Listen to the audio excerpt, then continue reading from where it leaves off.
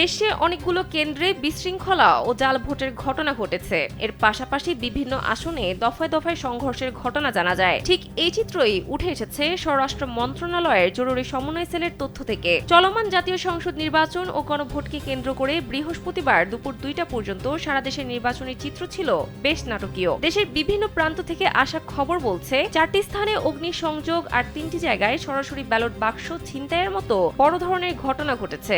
শান্তিপূর্ণ নির্বাচনের আশার মাঝেও এখন পর্যন্ত 486টি কেন্দ্রে বিশৃঙ্খলার খবর নিশ্চিত করেছে মন্ত্রণালয়। সমর্থকদের মধ্যে সংঘাত থেমে নেই। দেশের 135টি স্থানে রাজনৈতিক দলগুলোর কর্মীদের মধ্যে দফায় দফায় সংঘর্ষ হয়েছে। মাঠের এই উত্তাপ থেকে রেহাই পাননি প্রার্থীরাও। অন্তত 6 জন প্রার্থীকে সরাসরি মারধরের শিকার হতে হয়েছে। এছাড়া 18টি স্থানে সাধারণ ভোটারদের ভোট দিতে সরাসরি বাধা দেওয়ার অভিযোগ উঠেছে। নির্বাচনের স্বচ্ছতা নিয়ে যখন আলোচনা তুঙ্গে, ঠিক তখনই 59টি জাল ভোটের ঘটনা সামনে এসেছে। অনেক জায়গায় পোলিং এজেন্টদের কেন্দ্র করে বের করে দেওয়ার ঘটনা ঘটেছে অন্তত 14টি স্থানে। শুধু বাইরে নয়, কেন্দ্রের ভেতরেও নির্বাচনে দায়িত্বপ্রাপ্ত ব্যক্তির অবহেলার ঘটনা ঘটেছে 33টি। ভোটের সময় যত গড়াচ্ছে, মাঠের পরিস্থিতি ততই আলোচনার কেন্দ্রবিন্দুতে পরিণত হচ্ছে। দিনের শেষ ভাগে পরিস্থিতি কোন দিকে মোড় নেয়, এখন সেটি দেখার বিষয়।